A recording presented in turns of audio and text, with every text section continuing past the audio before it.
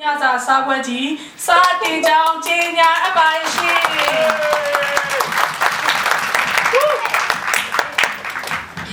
ဆက်လက်ပြီးတော့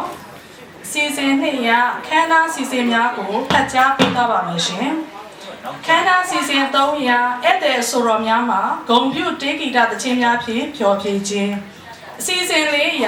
ပွဲတက်ရောက်လာသူများကိုကျေးဇူးတင်စကားပြောကြားခြင်းအစီအစဉ်9ရကြပြရွတ်ဆိုဂုံပြုခြင်းအစီအစဉ်6ရ Lucky Draw နဲ့မေကွန်ပဟေတီအဖြေညှိအစီအစဉ်9ရဒီမိုကရေစီခရီးရှည်ကြီးမှာအသက်ပေးခဲ့သောသူရဲကောင်းများကို10မိနစ်ခန့်နေသက်စွာဂုဏ်ပြုခြင်း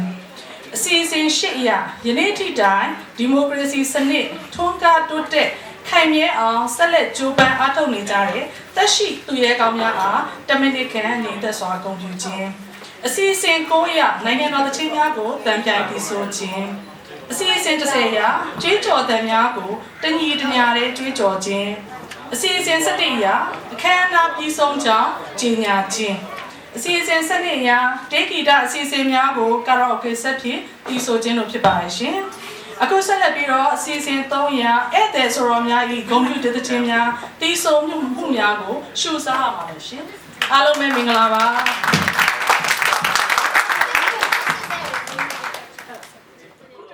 ခန်းနာစီစဉ်3ရာဧည့်သည်ဆိုတော်များမှဂုဏ်ပြုတဲ့ခြင်းများဖြင့်ပြောပြမှာဖြစ်ပါတယ်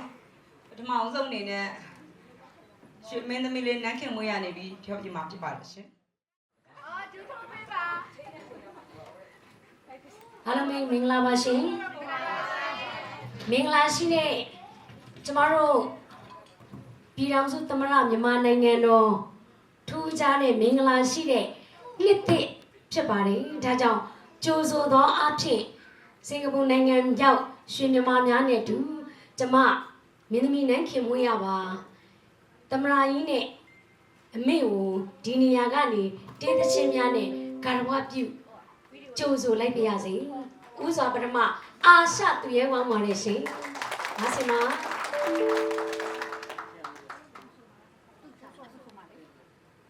အားလုံးလိုက်ပြီးတော့မြ мян ဆိုင်ဆိုင်ဆိုလို့ရပါတယ်လွတ်လွတ်လပ်လပ်ပေါ့ရှင်ကျမတို့အခုမှလွတ်လပ်ရေးရတာဖြစ်ပါတယ်ရှင်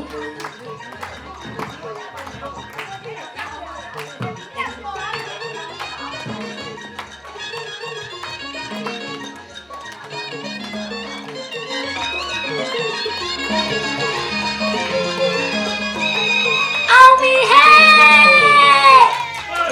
တော့အောင်ပြီဟဲ့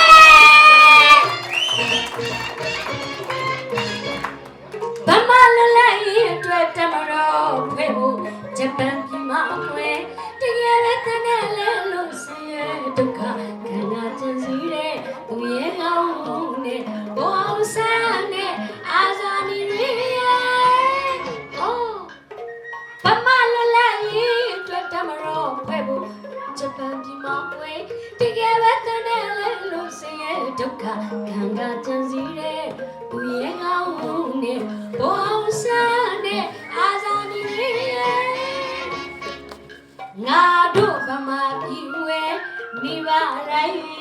ငါရဲ့ဘောဆန်းလို့သူရဲ့ကောင်းနဲ့ဝေးရရမယ်ကျမတို့ဗမာပြည်ဝဲမိဘပေါင်းတို့ကရဲ့အာဇာနည်အစ်စ်တွေကိုရှိဖို့မွေးရရမယ်တရေနောင်နဲ့ရောက်စားတရစ်တို့လိုမင်းရဲ့ချောစွာပမာပုံဆောင်အလောင်းဖရာတို့လိုပမာတိုင်းပမာမျိုးဟာကိုလောက်ပြီးတဲ့မကြောက်တန်းမယွန်းတန်းပမာရီအောင်မဆူရရှာနေတဲ့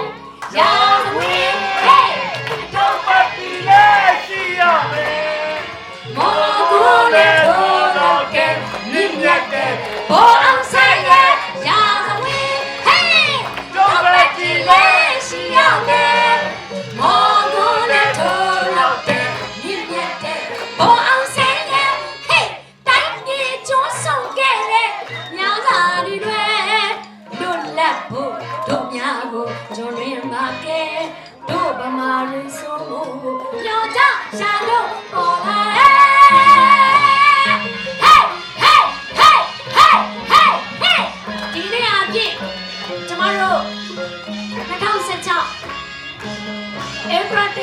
ဖြင့်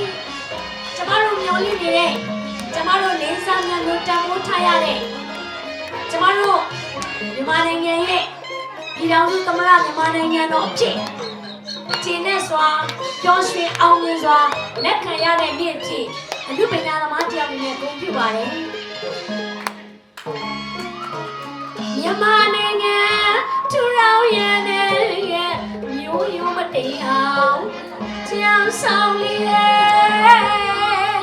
ဒီမျိုးသားကြီးမြန်မာပြည်လည်းရော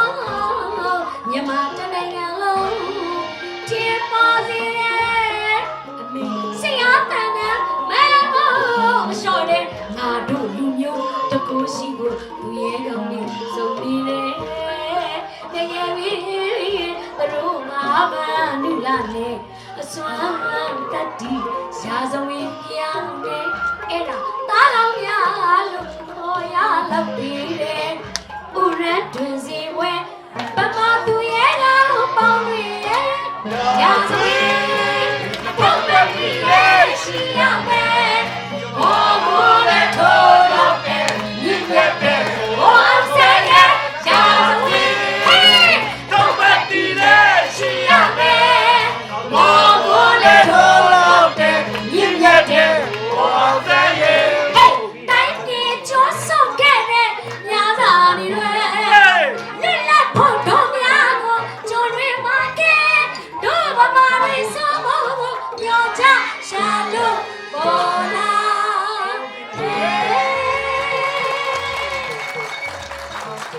အင်မတန်မင်္ဂလာရှိတဲ့အင်မတန်မချက်တင်ရှိတဲ့ပြည်ထောင်စုသမ္မတမြန်မာနိုင်ငံတော်ပြည်ကြီးကိုဒီနေ့2016ဧပြီလနေ့မှာအောင်မြင်စွာနဲ့ပြည်သူတွေရဲ့ကိုစားပြုနိုင်ငံအကြီးအကဲများကိုပျော်ရွှင်အောင်မြင်စွာအောင်ပွဲခံလို့အောင်မြင်ဟဲ့ငါကမာလေးစကပူရောက်ရှိမှများအားလုံးဒီလေပျော်ရွှင်ချက်နဲ့ဒီညပိုင်ရကြပါစေလို့ကျွန်မကဆန္ဒပြုလို့ဆုမွန်ချွေးပါတယ်ရှင့်ဒီကနေ့မှာဖြင့်ကျမတို့စင်ကာပူနိုင်ငံရောက်ကျမချစ်တဲ့ရှင်မမများအားလုံးဟာအမေရဲ့ဂျေဇုကိုတိတက်စွာနိုင်ငံရဲ့ဂျေဇုကိုတိတက်စွာနဲ့သူများနိုင်ငံမှာရောက်နေပေမဲ့ထူးခြားတဲ့အလုပ်တွေကိုယခုအောင်ပွဲဆိုရင်စင်ကာပူနိုင်ငံရောက်ရွှေမြန်မာများကြောင့်ကျမတို့ NLD အောင်မြင်ခဲ့တာအမှန်ပါပဲရှင်။ဘာလို့လဲဆိုတော့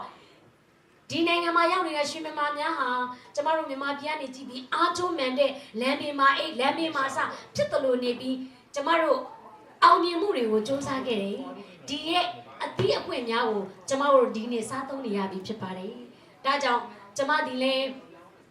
မြန်မာနိုင်ငံကပြည်သူများရဲ့ထမင်းနဲ့စားတော့ပြီးတော့မှဇက်သပင်ဇက်မင်းသမီးတယောက်ဖြစ်ခဲ့ရပါတယ်ယခုအခါမှာဆိုရင်ကျမတို့ရဲ့ကျေးဇူးရှင်ဆရာတော်စံပန်ဝမ်းမှာဝိနာစီရဲ့ဖိတ်ကြားချက်ကြောင့်စင်ကာပူနိုင်ငံကိုခဏခဏရောက်ရပါတယ်အဲ့ဒီခါမှာ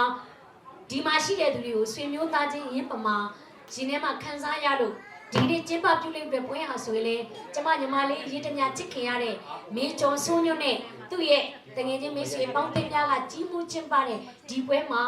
ကျမတက်ကျွမ်းတဲ့အမှုပညာနဲ့ဒီချိန်ကကျမမြန်မာပြည်မှာရှိနေမယ်ဆိုရင်လေကျမဟာဒီကနေ့မှာအောင်ဝဲခံတဲ့အမှုပညာရှင်တွေမှာကျမတအူးပါဝင်ပါ